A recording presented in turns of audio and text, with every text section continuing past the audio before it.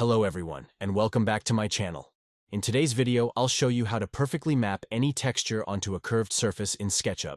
This is part 2 of the must-have SketchUp plugins series. Let's get started.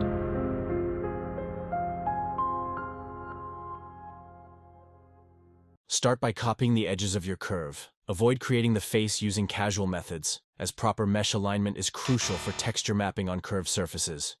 Use the Curve-Loft plugin. Select the two lines of the curve as shown, and use the Loft by Spline option in the Curve-Loft plugin to create the surface. Press Enter, and your face is ready. Double-click to enter the group and apply the texture.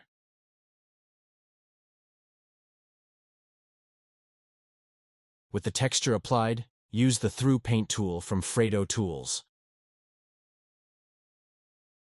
Select the Quad Mesh UV option to map the texture perfectly onto the curved surface.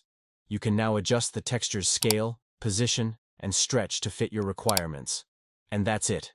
Thank you so much for watching. I hope you found this tutorial helpful. Don't forget to like, share, and subscribe to support the channel. See you in the next video.